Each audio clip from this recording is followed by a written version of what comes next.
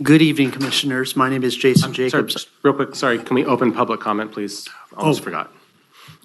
Are we waiting? Are we opening public comment at this time, or are we simply staying Go ahead and with the declare developer? go ahead and declare the public hearing open, and then you start with the applicants. Okay, I'm sorry. okay, yeah. Okay, so at this point, I declare the public hearing open, and with that, we will hear from the zoo representatives. Well, good evening, Commissioners. Thank you for hearing this very important project. My name is Jason Jacobs. I'm the Zoo Director. I'm joined by Elizabeth Stallard, the Board Chair for the Sacramento Zoological Society. And really, I just want to say that we are committed to making this happen by any means necessary. Well, I shouldn't. We have, boy, that sounded bad, right? Any reasonable means. Reasonable means. There are a lot of people throughout this entire region that want to see this project happen. And over the past 18 months, the Zoological Society has received major commitments from individuals to make this happen. We have many large businesses that are waiting on the sidelines to see a project that's officially approved. We have many grantees that are looking at seeing if this project is approved. So we are committed to making this happen. Liz, any other comments? I don't know if I want to follow that. Well, I was going to come up and joke that I wanted to thank Mr. Jordan for covering the first half of our PowerPoint presentation tonight, but I figure you've probably heard enough. I think, as Jason indicated, we're thrilled to be here. I look at that timeline, and it feels like a long time, and it also feels like no time at all that we're finally here to talk about putting this project in front of you and talking with the community about making it happen. We couldn't be more grateful for the support we've already received from this community, not just with respect to donors, but this community, as we know, you received quite a few comments. I think everyone is very excited about what this can do for Elk Grove and for the region as a whole. And so I won't waste any more of your time. We're happy to answer any questions you have, and certainly we couldn't be more thrilled to be here tonight. Questions? Let's start with Commissioner O'Connor. No questions, sir. And I had, first of all, thank you for taking all my questions and taking the time to answer them. And the only concern, we've talked about it, so I don't have any questions. Thank you. Vice Chair Fernandez? No? Commissioner Murphy? Oh, sure. Follow up on Oscar's comment regarding vet admissions. I think that would be a nice salute to our vets year-round, not just on special occasions. If you're willing to do anything, that would be a nice thing to do. we have an accessibility program, and what we do currently for veterans is we offer free admission on special weekends and special events, but we can definitely look at more accessibility, right? We're years away from setting up pricing or anything for the new zoo. Okay. But at our current zoo, I'd be happy to talk to both of you about potential ways to further engage the veterans in this community. Okay, great. And speaking of pricing, do you plan to carry over the same pricing program you have now, where the further out you buy, the less expensive the tickets are? That program has worked really great for us. I assume we would, but, we're making a lot of assumptions. The pro forma has different pricing in that pro forma business plan that is in the packet. And it's estimating what it would be like if the zoo would open in 2029.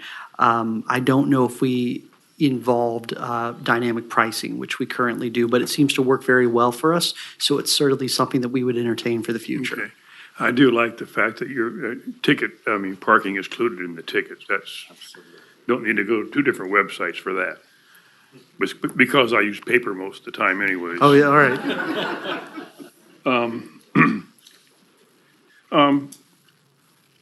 Is there going to be enough room to actually expand the number of animals? Do you plan on expanding number of animals?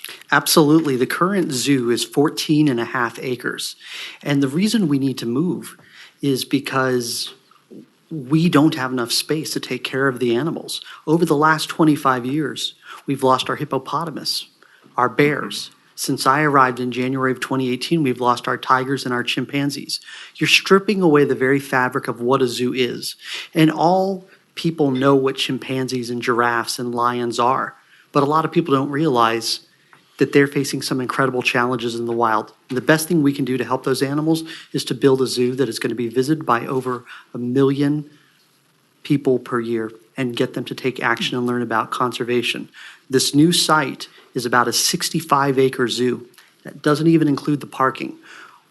We specifically looked at Fresno, which is a 40-acre zoo, and the Houston Zoo, which is a 55-acre zoo, as best practices. So this definitely gives us incredible space to work with. It quadruples the size of the current footprint, and it allows us to manage populations of animals, which is something we can't do right now. Maasai giraffes, the giraffe is the logo animal of the zoo. They are undergoing a silent extinction. There are less giraffe in Africa now than there are elephants. The world is going to need really good zoos in the future, and you all have the opportunity to help do that and deliver something that's going to be a transformational project for animals as well as people. Okay, well, thank you for that. You heard my question regarding farm animals?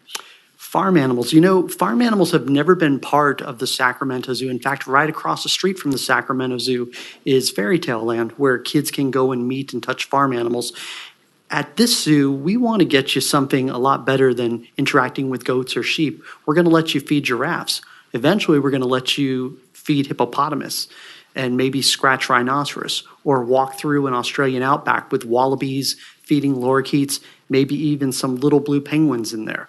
So we want to make things a lot better than goats and sheep. As important as they are, we need every bit of space for very rare animals that need help.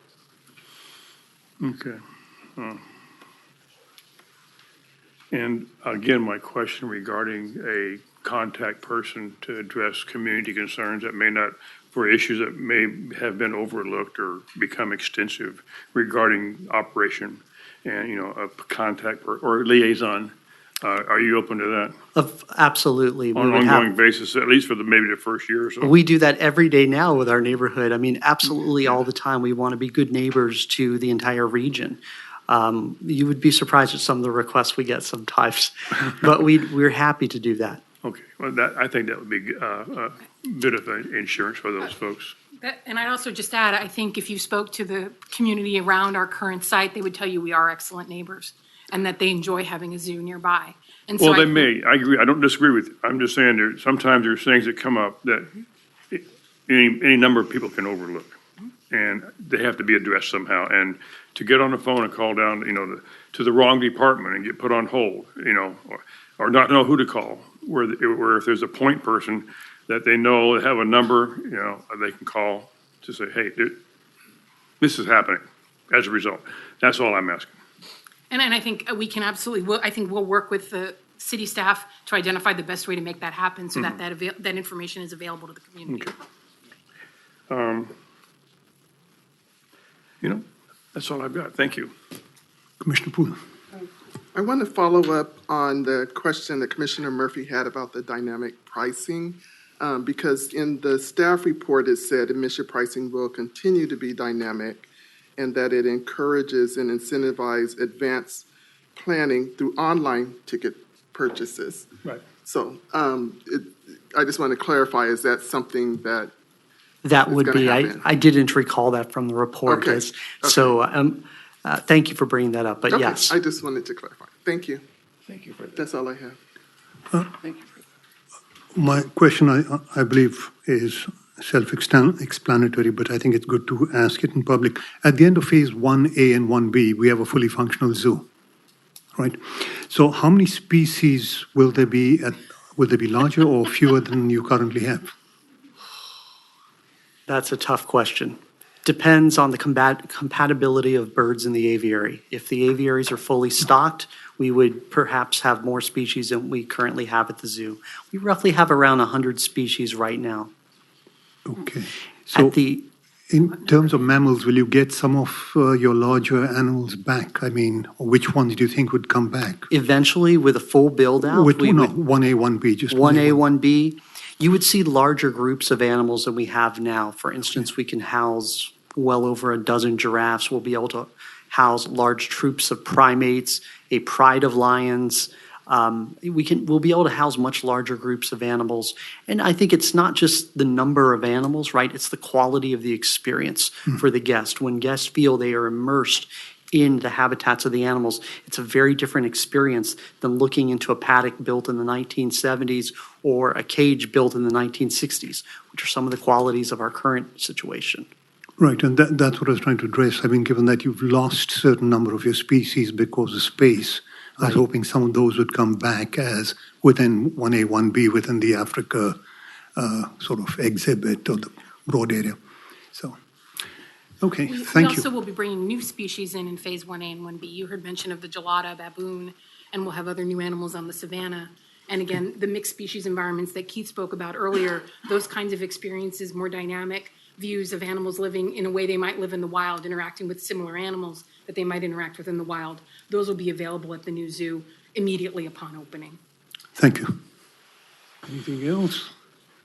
If not, thank you. If there are any questions after public comment, we'll call you back. So Absolutely. thanks again. Thank you for your time this evening. Thank you. Chair Singa, Yes, sir? before